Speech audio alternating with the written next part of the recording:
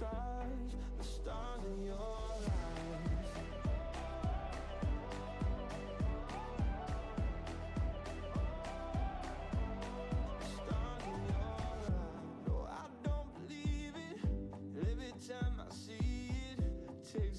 Surprise, your perfect light is shining on me. You're like a dream sequence. You're all up in my feelings. I see your picture, something triggers. Now you're stuck inside my head. Get out of my head, please. Get out of my head, please. Oh, oh, oh. Yeah, whenever I see you, yeah, whenever I see you, my heart beats like crazy.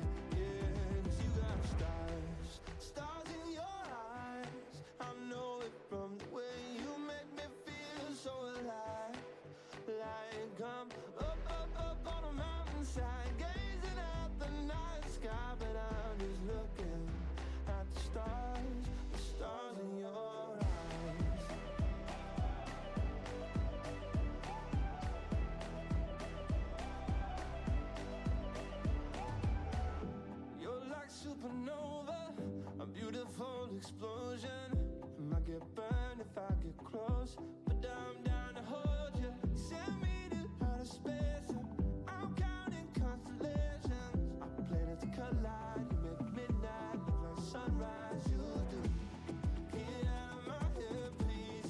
Get out of my head, please.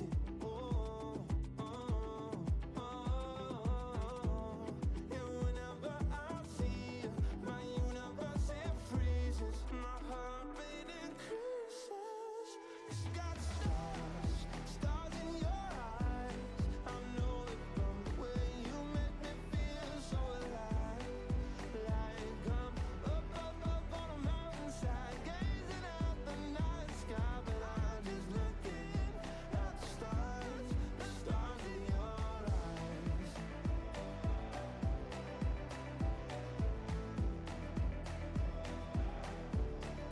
Stars in your eyes. Oh, the stars in your eyes. Beautiful and so bright. All the stars in your eyes. Yeah, you got stars, stars in your eyes. I know it from the way you make me feel inside. Like I'm up, up, up on a mountainside, gazing at the night sky, but I'm just looking at the stars in your eyes. Yeah. Oh, the stars in your eyes. It's beautiful and so bright. All the stars in your eyes. Oh, you light up the night.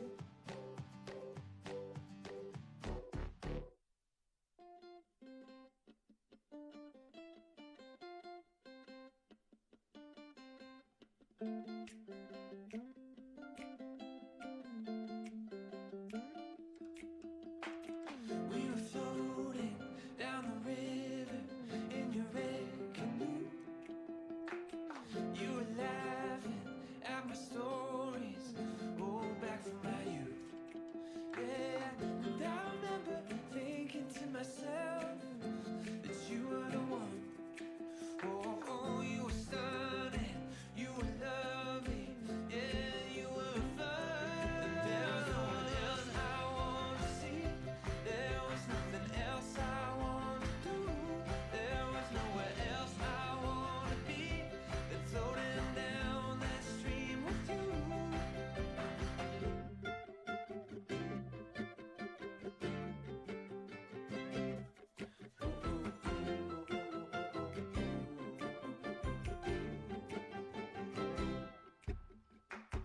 Oh, that one time on the west coast in the dead of night, we were watching cruise ships gently pass us by.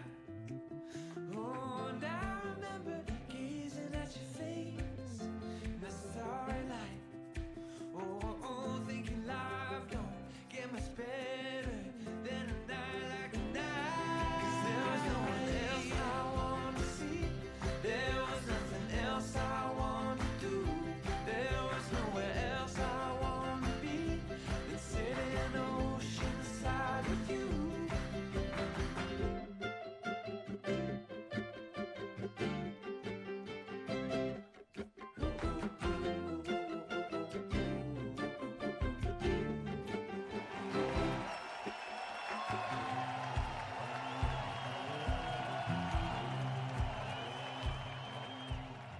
Welcome, everybody, to our Business Accelerator Monthly Masterclass. I'm Chris Schinke, Director of Coaching and Business Development for Tony Robbins. And today, I'm so excited to be here with you all because you're going to learn how to create a powerful content strategy that drives real business growth and builds lasting trust with your audience. And I'm absolutely thrilled to have Robert Rose with us today to share his expertise on, I see, hands up for Robert Rose, content marketing strategies to build trust and stand out. Now, for those of you who don't know, Robert is a leader in the content marketing world and is going to teach us how to create a content strategy that not only will set your brand apart, but also drive real business results. Robert is one of the top content strategists in the world, having worked with global brands such as Salesforce, SAP, Adidas, and Capital Group, among others, to help them really create programs that build trust, set them apart from their competition, and create a lasting competitive advantage. He's done so many other things, one of which is serve as the fractional chief strategy advisors of the Content Marketing Institute since its launch in 2010. He's also the author of four best-selling books on modern marketing and content strategy, and is co-host of the popular marketing podcast, This Old Marketing. Robert's developed frameworks and methodologies that help businesses just like yours build scalable content programs. And he's here to help guide all of us through a simple yet effective 3-step process for creating content strategies that will grow your business. He's passionate about helping businesses of all sizes succeed through content. He regularly speaks at events. He conducts workshops like this one, and he advises companies on how to leverage content to drive growth. His personal journey, too, is inspiring, from being a digital marketing pioneer to one of the leading voices in content strategy today.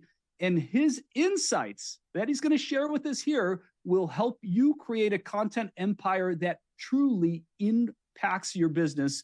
So let's dive in and learn more from the incredible Robert Rose. The world is changing. Wow. Beneath our feet as we speak. It's not the technology that closes the deal or has the customer fill their shopping cart. It's what you put into the technology. It's the content. When technology helps facilitate and scale what a marketer can do to create a more powerful experience, that's when it's really great.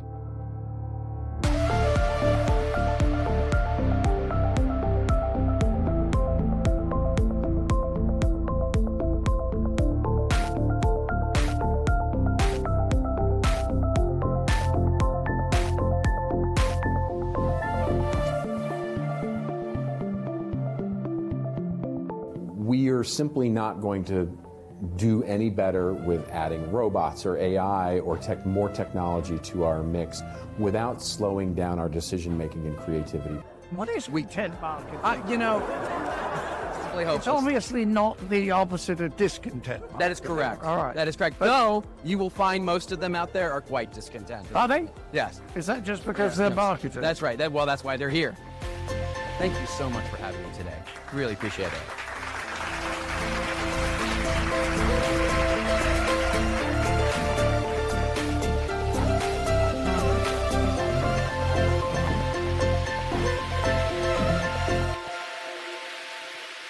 And here's Robert Rose, everybody.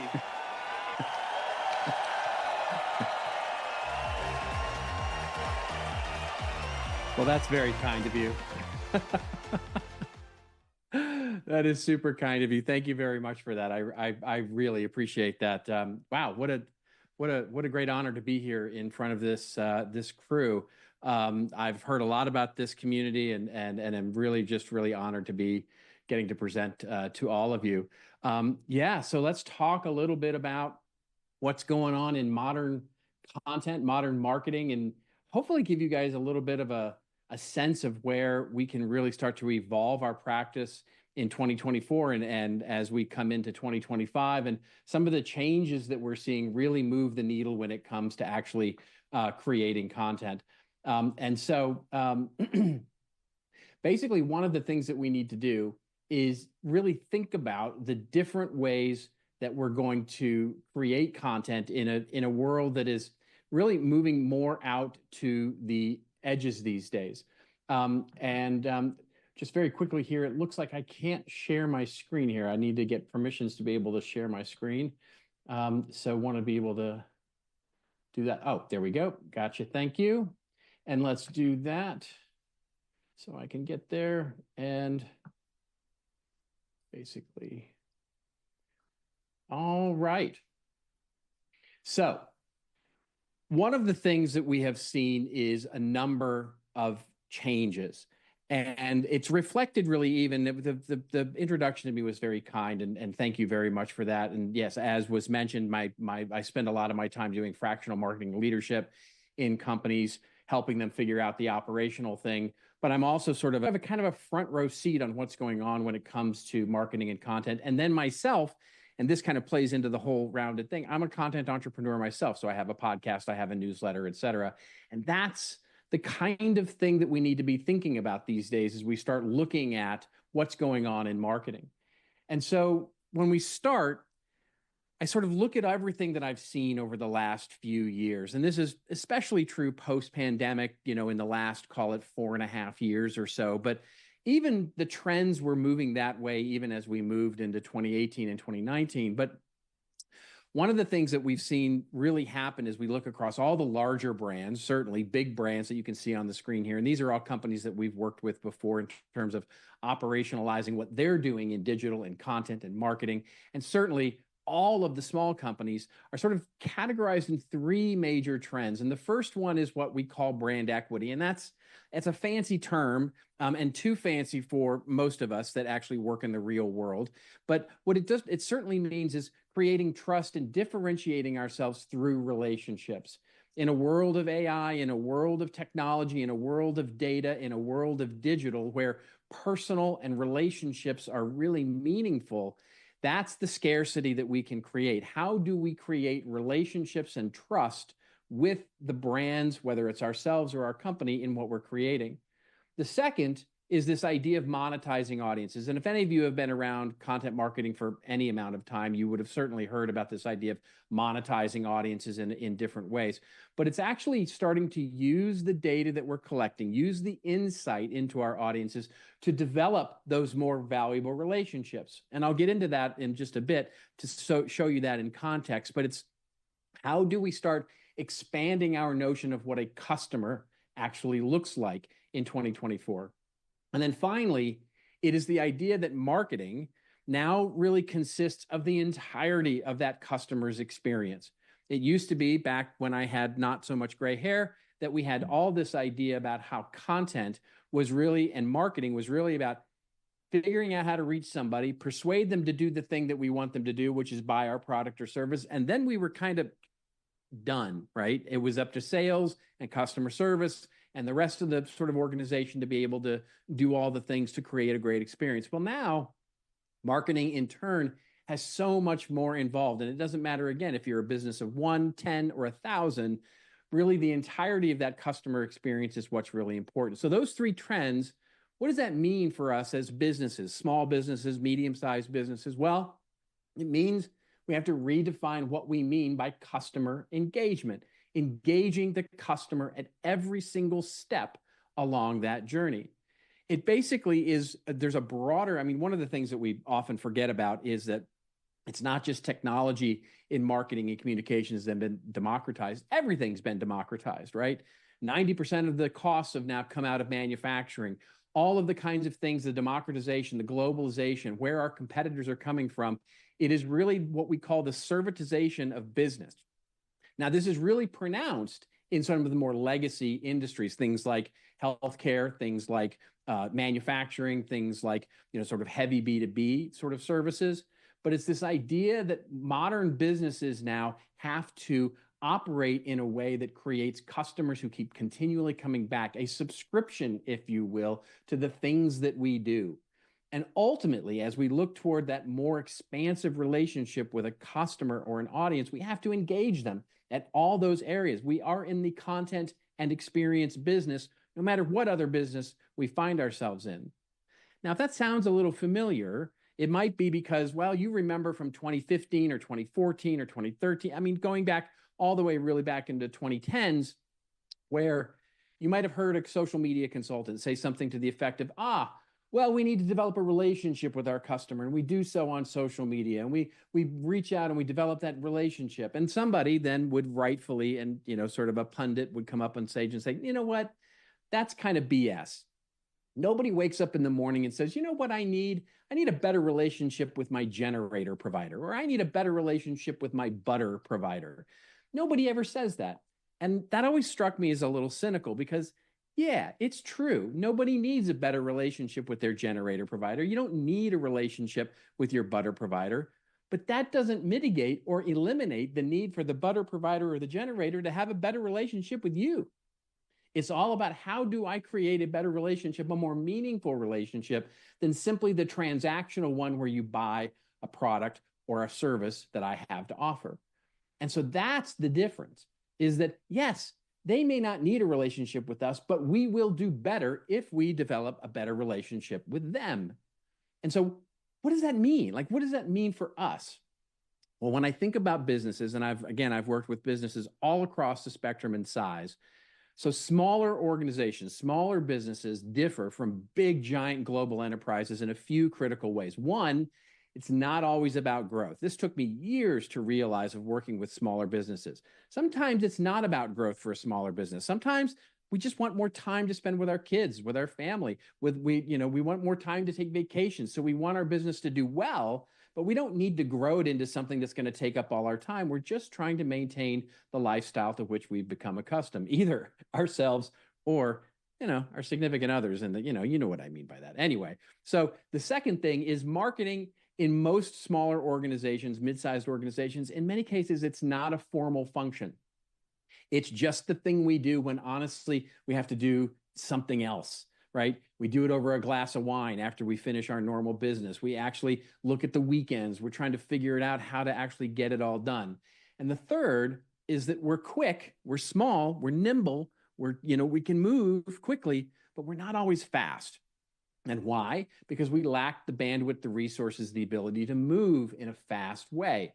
We're quick and we can pivot quickly, but we're not actually in a situation where we can go very fast. So with that context, think about that expanded relationship for a second. And to do that, let's take it first out to the giant, the tectonic level, as it were. It's sort of the company that most of us will never be, which is Amazon, right? So thinking about Amazon for a second here. Now let's think about Amazon and the way it markets itself and the way that it creates a relationship. Because nobody wakes up in the morning and goes, you know what, I need a better relationship with Walmart today, or I need a better relationship with Amazon today. But they want a better relationship with us. So what do? Well, if you look at Amazon Prime Video is a wonderful example of this. So Amazon Prime Video is not a business. It is not a great business at all. 70 million users, you go, wow, that's pretty amazing. 70 million subscribers, that's incredible. They got about $2.5 billion in revenue from subscription revenue from Amazon Prime Video. Amazon in 2022, though, and they spent a similar amount this year, about $15 billion in content. That I don't care how much Hollywood math you do, that just doesn't work. $2.5 billion of revenue versus $15 billion of expense doesn't work. It doesn't have to. It's not meant to be a profitable business for them. What they've understood and realized is that if you become an Amazon Prime member, you will spend twice as much as a non-member on Amazon things in the year ahead. Now you go, great. What does that mean? And you go, well, you could do stuff for them. How would you get them to become an Amazon Prime member and ultimately have that level of familiarity and spend twice as much? Well, we could give them free shipping. Yay, said no one. Right? Nobody cares about free shipping that much. But if I go, well, they also give me cool TV shows and they give me movies and they give me entertainment and they give me this subscription to this amazing thing. Now, all of a sudden, I have a relationship with Amazon that's slightly deeper than the one I had before. And it might encourage me to stay becoming a Prime member, and thus I spend more money. And they've done the calculus to figure that out. Twice as much means it's wildly profitable for them to offer that up as a service, as an experience, as a way to keep that expansive relationship with their customers alive. So they redefined how they see a customer in that particular case. Here it is now brought all the way back down to the micro level, right? The micro level where most of us live. So this is a company called Action Roofing, and I live here in Los Angeles and spent a lot of time up in Santa Barbara. And Santa Barbara, for any of you who are Californians, you know, is amazing and beautiful. It's the Riviera of the U.S. and it's fantastic. And there's a guy there named Jack, and he owns a company called Action Roofing. And Action Roofing employs about 100 people. So it's a medium, good-sized business there. And it does exactly what you think it would do. It does roofing. They put on new roofs, they fix roofs, they do the whole thing. Well, their main marketing effort, they decided that they want to create a weather email, weather prediction, weather forecast service. Now, why would they do that? Well, it turns out Jack is a passionate freak about weather. Like, he loves to geek out on science and the weather. So he started this newsletter, and this newsletter basically goes out to, I can't remember how many, it's tens of thousands of people in Santa Barbara area. And the thing is, it's freakily accurate. Like, you'll get a newsletter from Jack and it'll say, "Hi, it's Jack. Today at Butterfly Beach, it'll rain probably from noon till about 12:15 or 12:20. So you want to bring an umbrella, but you're not going to need it for the whole day because it's only going to be that 20-minute slot." And it works. And that's the kind of thing that he does. It's super valuable. It's super interesting. It's also, as Jack has said, their number one ways to acquire new customers, their number one advertising method. Why? Because people love it. They value it. They trust Jack to provide great information about the weather. And you can see how it's aligned, right? So who are they calling when they have a roofing problem or need a new roof? Of course, they're calling Action Roofing because that is someone that they've already built an element of trust with. So that's the idea. How we can start to redefine modern marketing value in our business, whether we're a business of 1 or 100 or 1,000. Audience engagement, the idea of building a trusted audience and a trusting audience that helps us do more than just simply facilitate purchases. But in order to do that, they need a connection beyond those products and services. In other words, they need a reason to have a relationship with us beyond the transactional butter or generator purchase. Trust, the idea of developing trust. It used to be forever and ever, we've been focused on attention. How do I grab attention? How do I get attention? I'll be provocative on social media. I'll do the big weird thing that sort of gets me a viral click or something like that. No, everybody's doing that these days, and it's not trusted. And you might win in the moment, you might go viral, but you're not going to create a trusted audience member by doing that. You're only going to be doing that if you live the brand value that you actually want to put out into the world. And then finally, insight. How do we start to use all of those interactions with our audience to give us the insight that says, this is worth doing? This is worth, like Amazon does with their Amazon Prime, and Jack does with his number one sort of newsletter. So now, if all that sounds like fancy marketing, schmarketing, all that kind of stuff, let's just break it down, right? Let's just break that down into what it is. Marketing's value used to, and still does in many, many cases, focus on attention in the moment, right? It focuses on that momentary moment where I can get you to do the thing I want you to do. It's this rinse and repeat cycle of trying to do reach and frequency. If I can reach you, and I have to reach you 3 times with a cold call, or if I have to reach you 4 times with an email, or I have to hit you with a social media post 4 times, all of those are costs, and I just keep repeating and rinsing that cycle until you do the thing. I pound you over the head until you do the thing that I want you to do. Instead, our focus, our new modern focus, will be on creating valuable and, yes, profitable experiences that differentiate us to a wider audience, some of whom will actually buy our product and service. So there's that relationship value, the trust value, and ultimately the insight value. That's where marketing earns its keep these days. All right, so how does that down? Let's break it down even further, because I want to give you very specific and tactical things that you can think about doing in your business. Now, obviously, there's a huge diverse crowd here. You've got all kinds of businesses that you work on. So we're keeping it pretty, loose here in terms of specificity because it applies in different ways to different kinds of businesses. But these are specific actions that I'd like you to consider. Now, I've broken this down into a couple of ways. Trying to figure out how to categorize all these recommendations is tough. So I basically broke it down into 3 different categories: paid, owned, and earned. 3 sort of elements there. It basically encompasses everything we're doing in marketing, but paid, think advertising, think all the things that we're doing on paid media, paying for that attention, paying for that reach into that audience.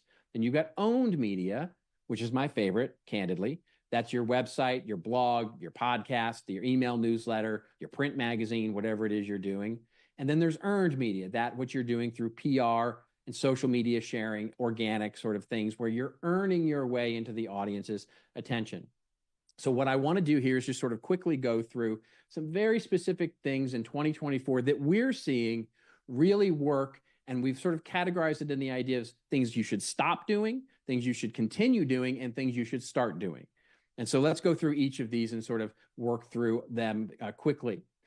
So the first thing, earned media. Now, as I mentioned, earned media is the idea where we engage our potential customers because we earn our way there. This is getting a guest speaker spot at an event. This is you getting a guest podcast on a podcast, a guest post on a blog, the idea of getting an article written about you in a magazine, all of those kinds of things, the classic PR sort of idea of getting into earned media coverage, press releases, organic social media, guest on a podcast, all those kinds of things.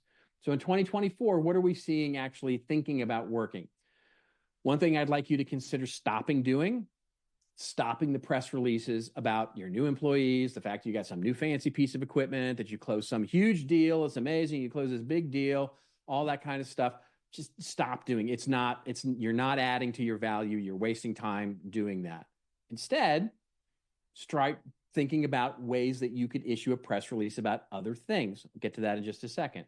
Also, stop trying to build a customer community on Facebook or Facebook group or LinkedIn group unless you already have one working for you. Now, if you got one working for you, good for you, fantastic, wonderful, lovely, it's working for you. If you're starting today and you're just getting started with a Facebook or LinkedIn group or community or something like that, and you're looking to build that, you've got other ways you can spend your time that are going to be much more effective for you than trying to build that house on someone's rented land. All you're doing is helping to build Facebook's audience. You're not helping to build your own audience. Continue doing some things. Really pay close attention to the review sites, especially if you're in a business that really has this. Things like Google reviews, Yelp reviews, Glassdoor, other industry-specific review sites that are talking about what it is you do, making sure that all that content is as good as you can possibly make it and basically as valuable as you can possibly make it, because that's where a lot of search is actually happening. When search is happening, it's getting, things that are bumping up, Google reviews, Yelp reviews, Reddit discussions, Glassdoor discussions, all those kinds of things. Figure out, then audit the way that you're paying attention to that. Also, try to get that local coverage, coming back to our press release, about that cool, awesome thing you're doing for a community. So many young people these days, and this is especially true if your business focuses on young people, really care about businesses that have some sort of social or public good as part of their brand, part of what it is that they do. So that cool event that you're doing, so that cool, awesome nonprofit that you're supporting, all those kinds of things, that's where you want to focus your community outreach from, looking at how you're actually helping the world, helping people, doing things that will start to build that trust with your brand and what it is you're doing. Then if you're not already started doing this, start re-engaging with organic social media. Now, wait a minute. Didn't I just say to not do a Facebook community? I did. But what I want you to think about is that social media is back from a content consumption. The key is that social media, it's becoming a lot less social and a much more content consumption platform. In other words, if you look at the data, what we're seeing is we're sharing less, commenting less, and basically sharing news items now on social media gets deprecated. The sort of classic headline and a link, all of that's getting sort of deprecated out of many of the social media platforms. But what's not is all of the great content that's there. Creating content that actually is valuable in that platform. Organic social media is really coming back. And I'll speak a little more about that in just a second because it wraps around to the other side here. TikTok, if you're in B2B, think TikTok. TikTok is growing. And I know there's a sort of long sort of arm looking out that maybe it'll go away, maybe it'll get banned, maybe it'll have trouble. But right now, there's an opportunity with TikTok, even in B2B. There's great B2B brands that are making great successes with TikTok and putting up their thought leadership and those kinds of things on TikTok. All of the channels in that particular regard are age specific. You need to design your content very specifically. The days of being on every platform are gone. You do not need to be on every platform. You need to be on the ones where your customers are aggregating and consuming content. That's where you want to spend really your high quality time. Spreading it out over sort of everything is inefficient. Focusing in and getting really good at LinkedIn or really good at TikTok or really good at Facebook or Insta, whatever it is you're doing, that's the place to focus. And on that note, important 2024 action, subscribers and followers don't matter nearly as much as they used to. In other words, the For You sort of TikTok, we've all been TikToked in that way, has been adopted by Instagram, by Facebook. Certainly, it will start to become more and more integrated on LinkedIn. All of the social platforms are sort of integrating this For You idea where it doesn't matter if you have 1 million followers. Every single social post has to earn its keep now.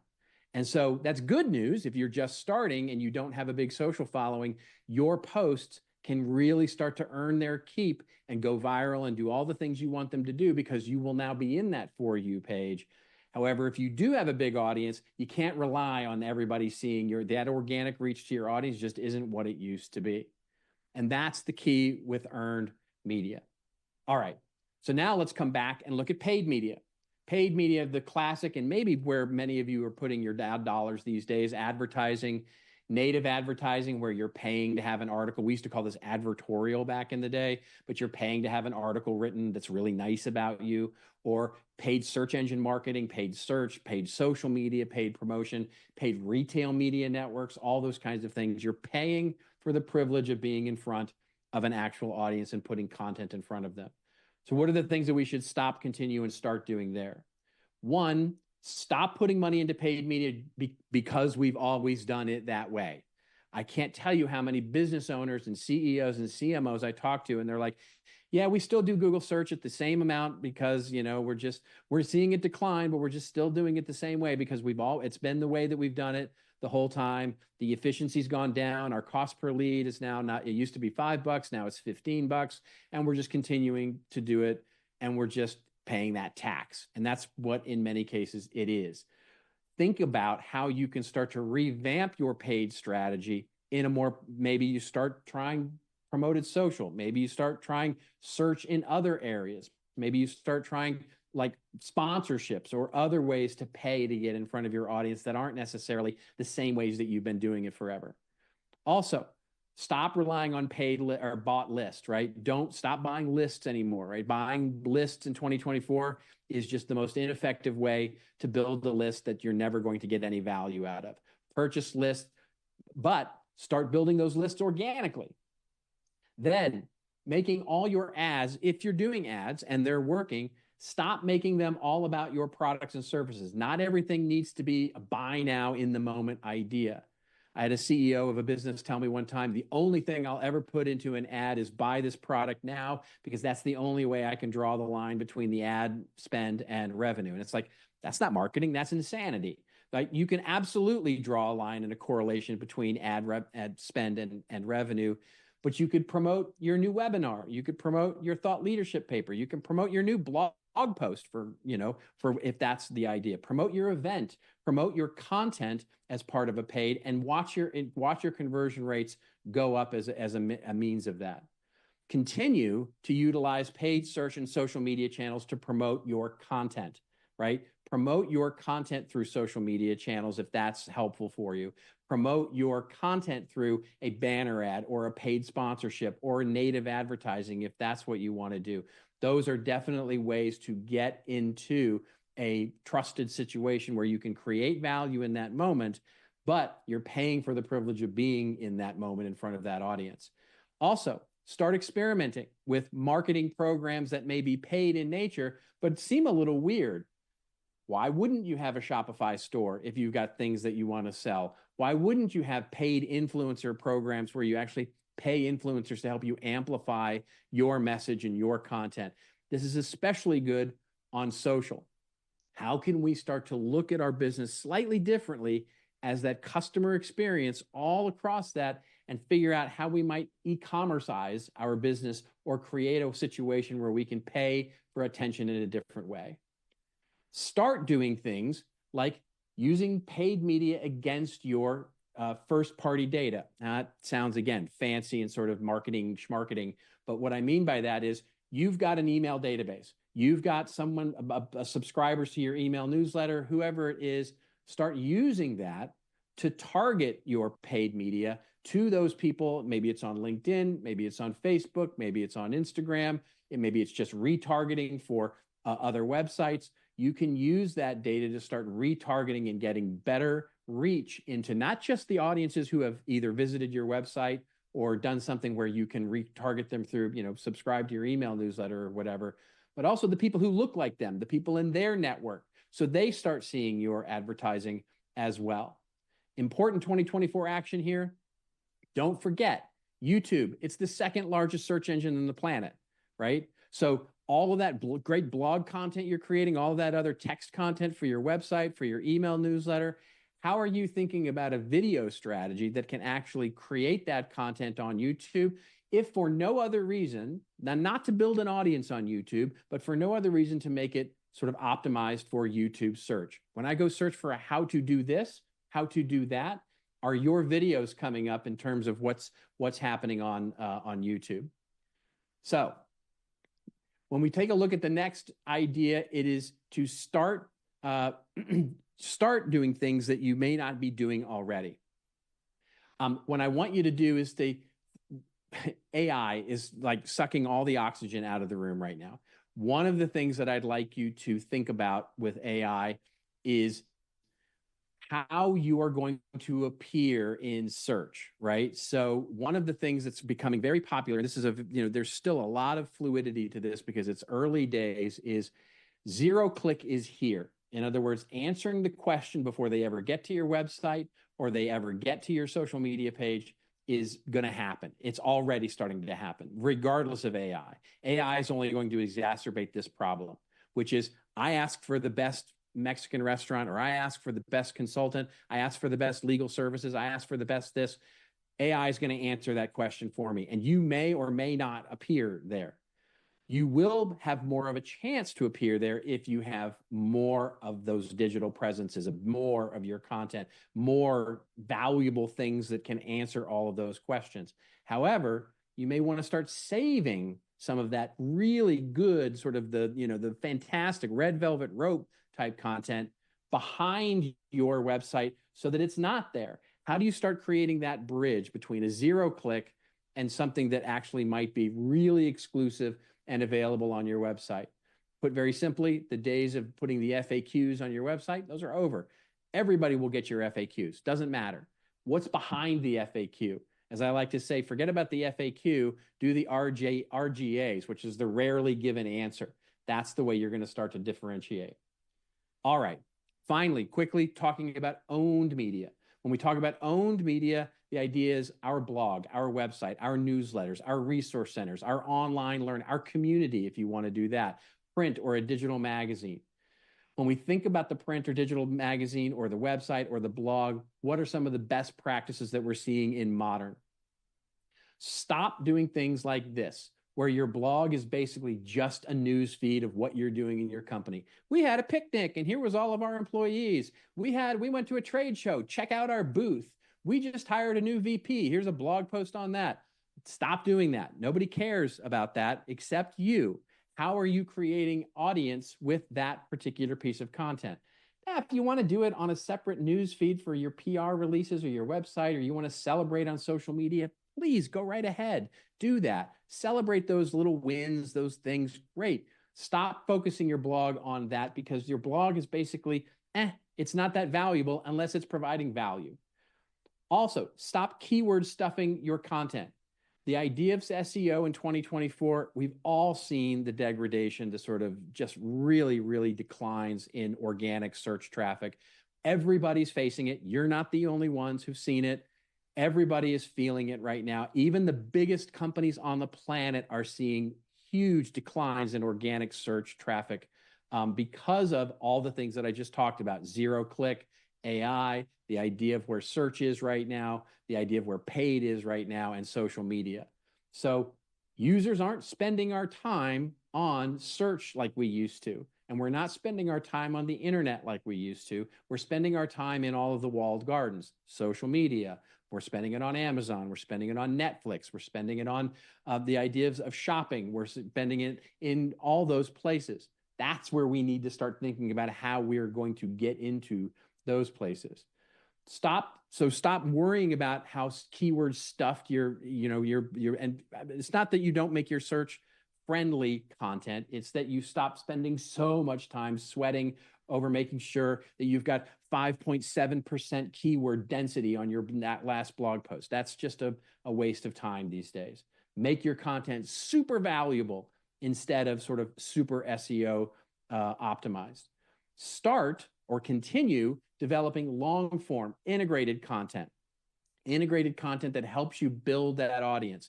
What does that mean? It means valuable things that really help your audience do something.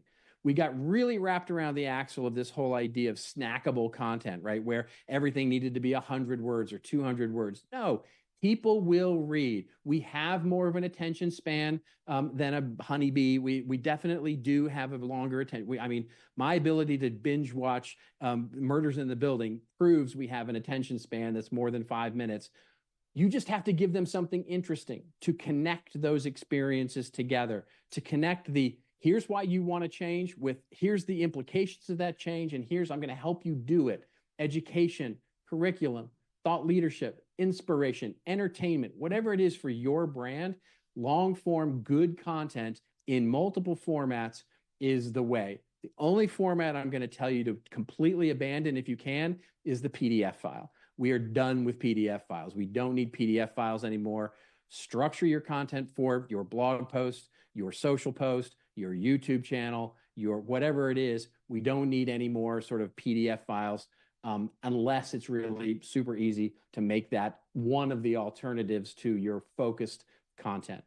All right. The last thing on continue to do with owned media is don't forget about print. Print in 2024 is a hugely differentiating platform.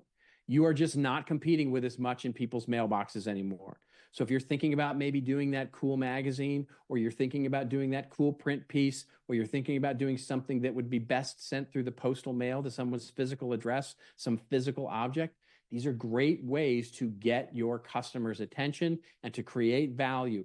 Print is an absolute viable source these days, and it's not nearly as expensive as you think it might be. So your book, your magazine, your all of those kinds of things can be great vehicles for you.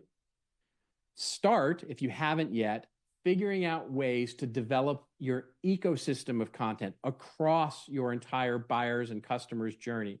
In other words, think about all of the things that you're doing at the awareness stage, where they're interested in a product, where they're comparing you to competitors, where they're onboarding and coming in, training, where they're using your product or service in their lives, and where they're coming back around to either buy more from you, resubscribe, vote again, whatever it is you're doing. How do we develop a balance across all of those areas so that we're not only just focusing on one particular area? We have to think about ways that we're creating a connected ecosystem. I know so many businesses that have a website that focuses on awareness. They've got an email newsletter that focuses on awareness. They've got a podcast that focuses on awareness. They've got a YouTube channel that focuses on awareness. They've got everything that focuses on awareness. And then there's nowhere else to go. There's nowhere else to go for content. So think about how are you delivering value at all of the steps of the journey with your owned media so that you've got a fully rounded set of content. Use AI, absolutely use AI, but use AI to help you scale your efforts for what we call derivative content. basically the transcription of your YouTube video, the edited little snippets of your YouTube video, the transcription of your podcast, the summary of your ebook or your white paper, all of those things that you have to spend time creating, but honestly aren't focused on your original ideas. AI is not there yet. I always have to say yet with AI because it's still early days, but it's not there yet. Use your ideas and use AI to help you scale those ideas to multiple ways to get into them for your audiences. So the important 2024 action here is do what we call an experience audit. Look at everything you're doing today and ask, are we too focused on one particular area? Do we have a balance? Do we have an ecosystem that helps our customer all the way through, creates trust all the way through that journey? And if not, where do we want to focus some new efforts and what can we stop doing that's already duplicating those efforts? The last thing, find a who. And this is great for an audience like this because most of you, I'm sure, are willing to be that who, but find the who for your brand. In 2024, admin should not be the author of your blog posts.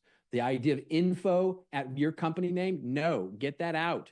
Get the idea of all of those generic names from your company out. Surface the personalities, the great, diverse, wonderful personalities, especially if it's yours, if you're a founder, if you're a CEO, you're a business owner.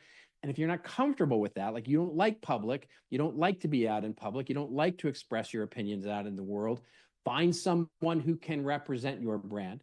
The idea of who in 2024 is one of the most important things about building trust in businesses. Who am I trusting?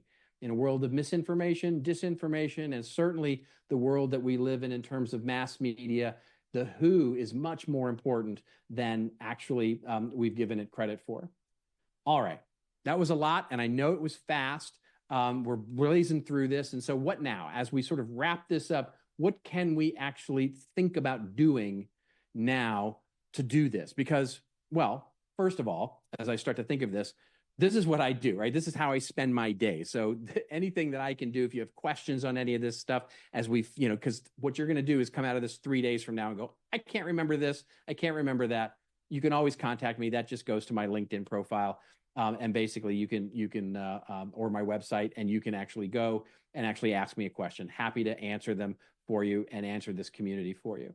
So what I just went through very quickly here, you were probably like, that sounds like a lot of content, Robert. I mean, how the heck am I going to do all of that? I mean, I got, like I said, I got a glass of wine at night. How am I going to figure this out? Like, I got one person who's helping me with marketing. I got no people that's helping me with marketing. What am I going to do with all of that? I want to give you a tip or a trick. I hate calling it a hack. It's not a hack because it doesn't take shorter amounts of time. It's a long-term thing, but it's a tool that I find extraordinarily helpful because I'm a business of one myself. And so how do I create all the content that I create? Well, we developed a plan that we call story mapping, which is taking a step back and looking at your content strategy, your content plan, sort of holistically. It's a 7-step process, and I'll very quickly go through all 7 steps just so you get a sense of it. What is it?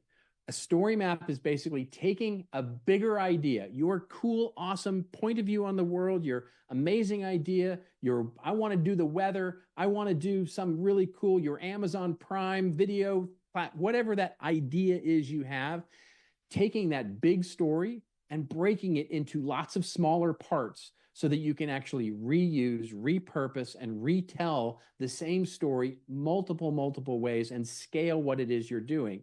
Because right now, most of us, when we think about a blog or we think about a podcast, it's like, well, I got to come up with an idea this week, and now I got to come up with an idea next week, and I got to come up with an idea the week after that, and I got to come up with an idea for a blog post and an email newsletter, and I got to do all of that. It's like, no, come up with one idea and break it apart so that we can figure out what's the right format it should be in. So it means that you don't have to reinvent the story every time you need content. So the steps are really simple. Now, I don't want to belittle this because it's not easy. It's a thing. You're going to have to think about it, and you're going to have to actually sit down and do it. But one, you're going to build your first overarching story. Like, what is that big story that I want to tell? Format is not a story. It's not a thing to say, I want to create a movie, or I want to create a book, or I want to create a blog post, or I want to create that's not a story. A story is, What valuable thing can you bring to the world? What valuable sort of content experience can you, what is it? What is it? What is it? Is it a story about, a young farm boy who just, wants to go fight evil off in the hinterlands of the empire? No, or something, whatever that thing is, find that thing that you can say your point of view about the world. The weather, for example, in Jack's case. Then you're going to create an outline. How would you do that? Now, whether you prefer the metaphor of chapters or sections or, series or whatever metaphor works for you, you're creating an outline of that entire story. What would it take to tell that entire story? If it's a class, maybe it's the curriculum of classes that would need to be taught. If it's a movie, maybe it's the sort of acts of the movie. If it's a book, maybe it's the chapters of the book. If it's a TV series, maybe it's the series of episodes that need to be in it. Outline it. Outline the whole story. Then develop a creative brief, even if you're the one going to create it. What should the tone be? How should it sound? What should it be about? What should it, all of the things that would help somebody or you write that thing in a consistent way. Then you're going to write it. You're going to write the whole story. You're going to write the whole book, the whole paper, the whole class, create all of it. You're going to create the whole story there. Now, I know that sounds like a lot, and it's the most time-consuming piece of it, but wait for it, because it totally pays for itself on the backside of things. After you get it written, now you can create a bill of materials, or basically a list of all of the different things that you could create with this. The 14 blog posts, the 12 podcast episodes, the 14, white papers, the whatever it is, you're going to create this bill of materials and then start producing those as you need to put them out into the marketplace of ideas. Let me quickly go through each step through an example of this, just to give you a sense of what's actually going on when I talk about this. So this is a small company. They're called CloudVerge. They're an actual company, and we actually did help them with this, but this isn't their name, right? I hid their name to protect the innocent here. So they're a small IT services company. What do? They basically help companies move their in-house systems, which are all installed computer systems, up to a cloud-based infrastructure. So they're all focused on the cloud. Everything's in the cloud for them. So their focus is, they're an IT shop. They basically move your stuff from some closet that you have in your business to the cloud and basically build all your services there so that you're better ready for all this modern computing technology. So they're experts. They're experts in both the migration and, by the way, the strategy of what you should be using and the way you should be using it. So it's a little bit of consulting and a lot of sort of IT grunt work, as it were. So what do? They wanted to first come up with that overarching story. So they thought, and they whiteboarded, they got a team together, and they started figuring it out. They started with, who's their audience? Who's the people that we're trying to reach? You've done this with avatars or personas or whatever it is. Who is your particular target that you want to reach? In this case, they thought the head of IT at a mid-sized company that would hire us. And by the way, the influencer to that purchase, the IT managers or the influencers that might buy this service.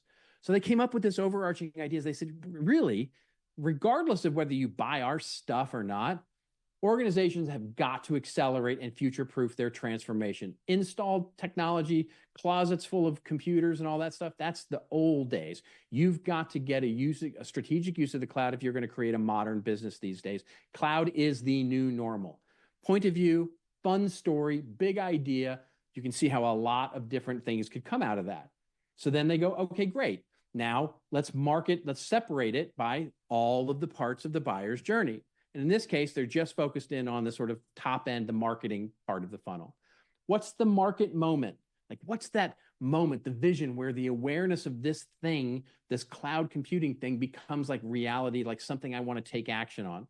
Well, they figured out digital leaders who apply this cloud strategy, they experience much less impact from all the debt that they have with this technology. Great. That's a market moment. That's an inspiration to take action. What's that interest moment? Like when I want to actually go pick a solution, when I want to go pick something that's actually going to solve this problem.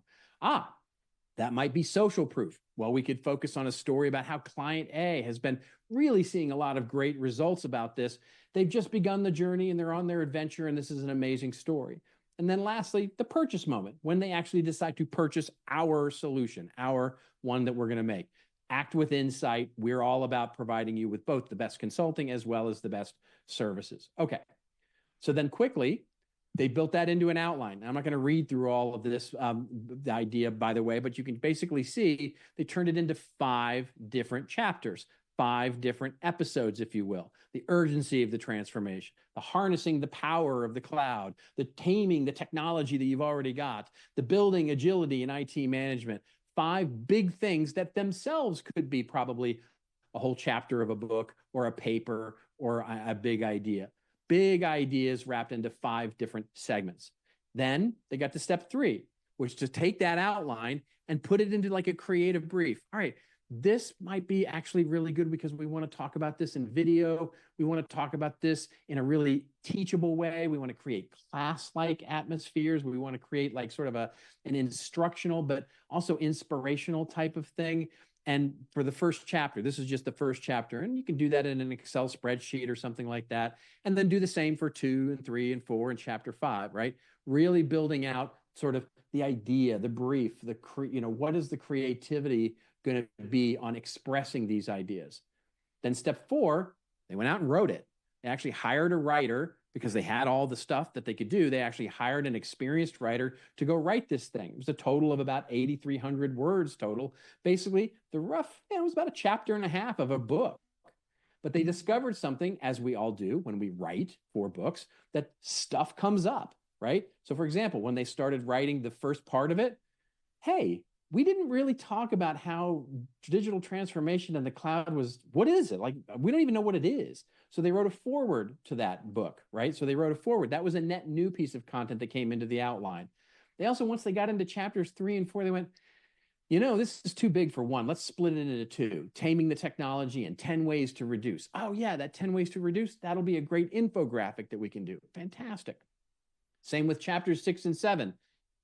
Well, we mentioned the client in that one moment where we do that case study. Let's actually use the context of what their success was, but then let's do the whole case study as chapter 7. And so on and so forth. They actually ended up with 8 chapters done rather than the 5 chapters that they started with. That got them to step 5, which is to say, great, now let's look at everything else we're doing, our paid media, our earned, our press releases, our product releases, all the things that we're going to do, and figure out where those chapters might be best spent in 1st, 2nd, 3rd, 4th, 5th order. Like, we don't have to do it in order. We can do it in any order we want. We can basically just figure out what matches our current marketing efforts the best, put it into sort of a temporary calendar. Then we can start looking at that bigger story and start building our bill of materials over the assets we want to create, whether that's an ebook, whether it's a YouTube video. And you can see I basically just built out 14 or 15 different pieces of content here, different blog posts, which combines the foreword with the first chapter of the first part of the book, evolving or fading, basically, which is chapter 1, with maybe a little something from the news that we just throw in as a blog post. So, and so on and so forth. You build this list of all the things that you want to produce out of this big idea.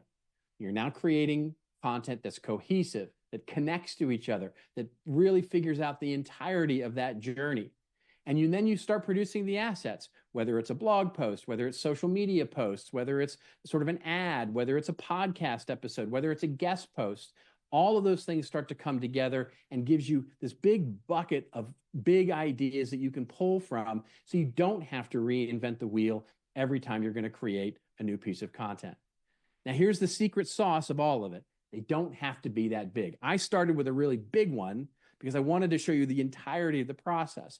But honestly, they can be really small, right? I have what I call my weekly story package. So as part of my duties, as what I do for Content Marketing Institute, et cetera, I've got a weekly video that covers the news.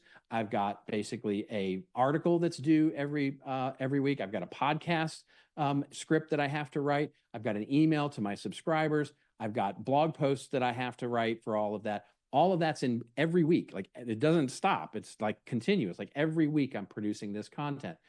So what I do is I take a couple of hours every week, usually on a weekend when it's quiet and I can really think. And I think, what's going to be the big idea this week? And so I take that big idea and I basically write it all out. I write the whole thing out. So great. That whole point of view becomes my story package for the week. So what comes out of it? Well, basically my weekly article for Content Marketing Institute, and then it becomes my email copy that goes into the email that gets sent to the Content Marketing Institute subscribers. Then it becomes the fodder for my email the week after, because I always give them a level of exclusivity. So I do the week after for that email. That's going to become that. It becomes my social posts for the following week. It becomes what I'm going to talk. I'm a guest on a podcast every week called CMO Rockstar. It becomes my little rant or rave on my own podcast, which is This Old Marketing. And basically, I've got 7 or 8 pieces of content in the can, ready to go, easy to sort of assemble and put together by spending that 2 hours sort of doing that work. And all I'm doing is really, I'm cutting, I'm pasting, I'm finding a news article that sort of matches what my idea is for the news. And it becomes much easier to scale across all those channels where I need to scale. And then I can sort of measure. I can measure what's working on a consistent basis, which channels, which stories, what valuable things, and I can adjust my process as I need to. All right. Before we get time for some questions here, I just want you to think about this. The whole theme here is slow down to move faster. We are so pressured to move so quickly these days. Basically, I want you to take a moment, understand where you are. Do that audience audit, do the experience audit, figure out where you are and where you want to prioritize, where it is in modern marketing you want to really focus your efforts with content. Then develop that where you want to be and start implementing things like a story map. I know it's hard because stopping what you're already doing becomes really difficult when you're going to take on something, a new way of working and a new way of doing that. But focus on that as you're doing the other stuff and maybe insert it. The second one becomes easier. The third story map becomes easier still. The fourth story map becomes easier still because you're now working not behind times, you're now working 6, 8, 10, 12 weeks ahead of time. So now you have the time to react to some weird, cool thing in the news that you might want to newsjack or something like that. That's evolving to that full content marketing strategy for you, independent of how big your business is. Thank you so much for your time today. I'm here to answer any questions you'd like to talk about. And there, if you want to connect on LinkedIn, I would love to do that too. All right. Well, Robert, man, blown away. Let's give a huge hand for Robert Rose, and we'll dive into some questions. And I can tell you, Robert, the questions were coming in fast and furious. And it's interesting, as you finish with that piece, the slow down to accelerate. There were questions popping in about AI, and some of my interpretation of some of the questions was, things are moving so fast. Like, we've got to keep up with all of these things. So what do you recommend to people to remember that slow down to accelerate? Because it almost seems like there's so much stuff. I think it would be easier for a lot of people without an easy framework like you're providing to just not do it, because it seems like you're going to get passed by. So right now with AI in particular, just know that AI is the sexiest thing that no one is doing. So, and I mean, every big business you know, every big company you know are all figuring this out, and they're all feeling behind. So all these like sort of super hyped up stories that you're seeing from, big company X or big company Y, these are press releases. This is not really what's going on. By the way, it's what's going on with most marketing technology in most larger organizations right now. So you're not behind. No matter where you are in your journey in AI, whether you're completely disinterested in it or whether you're completely fascinated with it and you just don't feel like you have the time, know that you're not behind. So my advice, and this is the same advice I give with any element of digital or technology, is find what it is you want to do first. You have to understand the question that you're asking first. Take the time to really understand your strategy, what it is you want to do, and then figure out all these new and modern ways of how it can help you do that thing. Because we get so wrapped around the axle. I mean, 10 years ago, it was the CEO would throw the airline magazine down on us and in front of us and say, why aren't we on Facebook? Why aren't we on LinkedIn? Why aren't we on Google, Rings? Why aren't we on some weird new social media platform that doesn't exist anymore? Why aren't we? Why aren't we? Why aren't we? And it was that sort of thing. And now it's the same thing with AI. All of the fundamental elements of marketing remain the same, which is how do we deliver value to our customers or our potential customers and redefine that expansive way of defining that value. and then do so at your own cadence, right?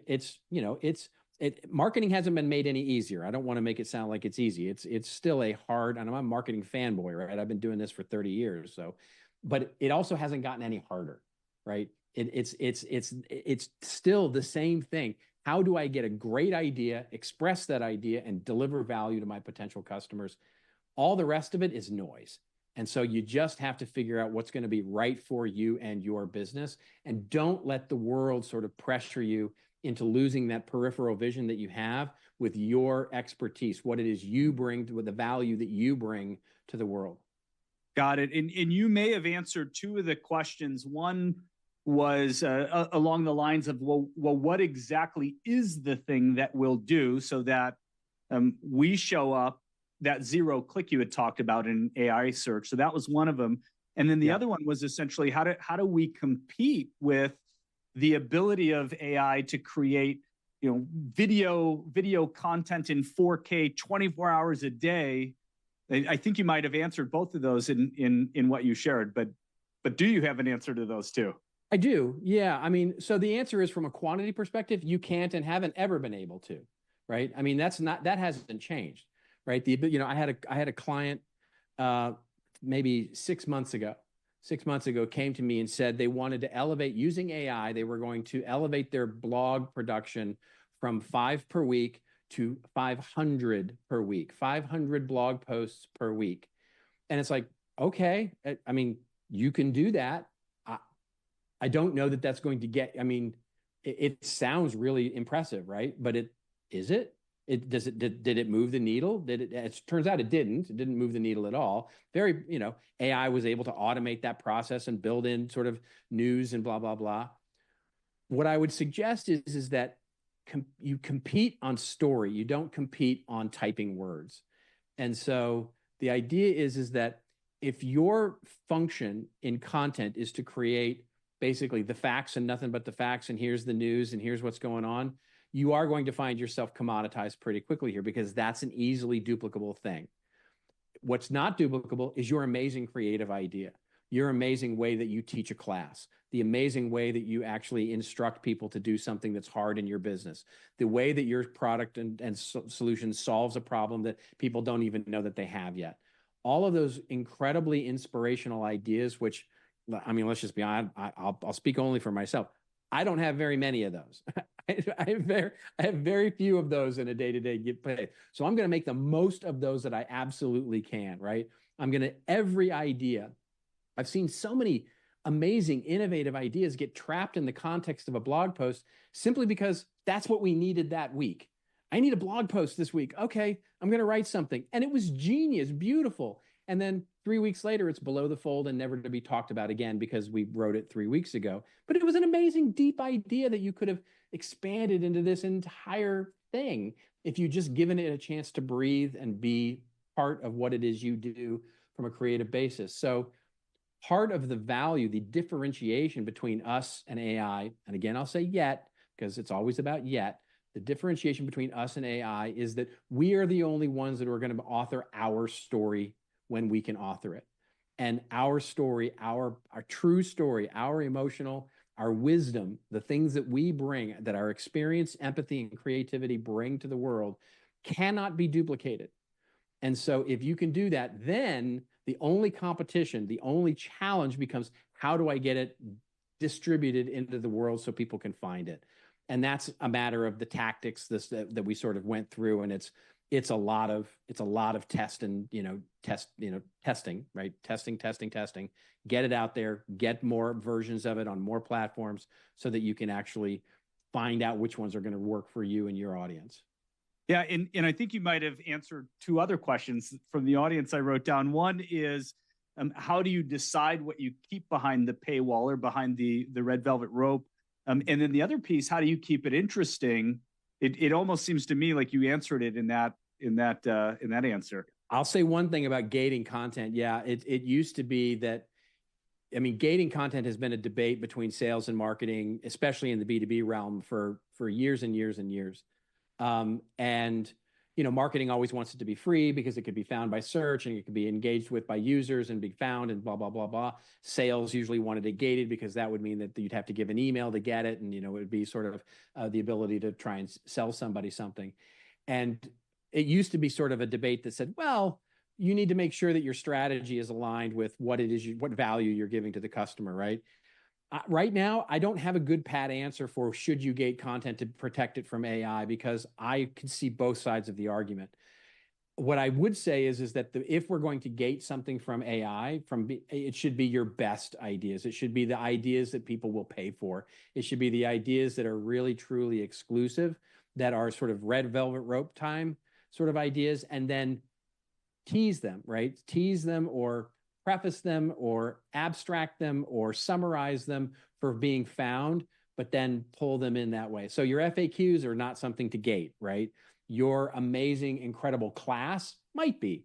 And so I think the jury is still really out on that. I mean, but the key is, don't feel like you're behind. AI and search is still, it's very, very, very, very, very, very early stages. And it may break before it actually reaches mainstream, but it may not. So start thinking about how you're protecting your most precious ideas, or putting them all out there if that's the way you live your life, right? If you want to live your life sort of as that sort of Uber influencer that puts everything out and is transparent about their life, that's a viable strategy too. Beautiful. This has been really jam-packed. I can envision, I'm sure everybody here is going to watch this over and over again. And in the theme of putting it all out there, I'm curious, final question for you. What do you feel like is your single biggest learning, your best advice? It could be professionally, it could be personally, that you've learned at this stage. I'm going to pick two. And one is one that I'm kind of grappling with. One of the things that you heard me go through when I talked about social media and the idea of what I call content at the edges, which is now we have to establish. So LinkedIn is a great example of this, right? LinkedIn now, because of zero click and because of the way the algorithms work, you really need to deliver the whole of the value of your content in the body of a social post. And then basically either link in comments or, you just ask people to visit your website for more, or whatever, to get that reach that you want to reach. The same is true in social media. The same is kind of true on other distributed media, where you really need to bring those valuable ideas out to the edges these days. And I hate that. I'm just going to be honest. I hate that idea. I want so badly to live in a world where our websites, our blogs, our communities, our resource centers are still important. Right now, they're not. Right? We are losing that battle to the walled gardens that are Facebook and LinkedIn and Google and Amazon and Netflix and the places that people spend their time. And so, I can lament that, or I can do something about it. And so, while I lament it, my big learning is I got to do it. I got to bring those ideas out to the edges and lose some of the control I have around building those audiences like I was able to do in the past. The second learning that is a little more positive, I would say, is that I'm not nearly as worried about AI taking jobs or look at replacing great content creators anytime soon. We all know we can see an AI image now, and it's got to look. It's got to look. You even saw it in my presentation. It's got to look. You know it. You've seen it. There's no disputing that. A great designer, a great image creator, a great photographer, a great videographer are still absolutely paramount in business these days. And writers are the same. So I'm heartened by the ability for creative people to continue to do creative things and differentiate against the machine. So that's been the biggest learning over the last 18 months on a positive note. Fantastic. Well, everybody here, let's give a huge thank you to Robert Rose for sharing his insights on building trust and a differentiation. I'm always trying to say it. I heard you say it, and you said it so good through content marketing. Clearly, his strategies give us a clear roadmap for creating compelling content that really stands out and drives growth in our business. And as you all know here, before you dive into your next thing, your next outcome today, you're going to want to take a few minutes to start implementing these key actions. Start small. We oftentimes say that, and I wrote it down multiple times. Slow down to accelerate. It's probably my favorite thing that I've heard this month so far. But start small. Pick one key content idea from today's presentation and create a piece of content around it, whether it's a blog post, a video, or social media. Just get it out there and start engaging your audience. Audit your content.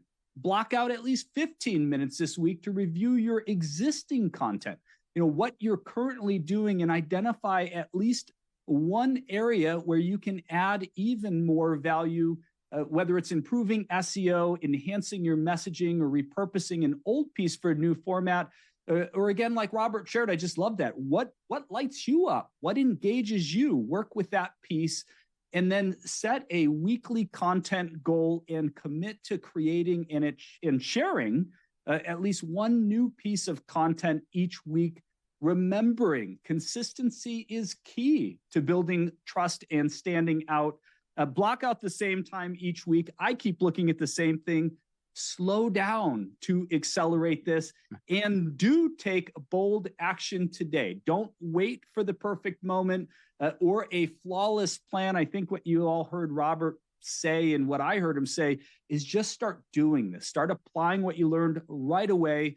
Launch your ideas, share your content, engage your audience, and keep moving. Take the feedback and keep moving, keep optimizing for even greater results. And we will see you all next time. Thanks for coming by.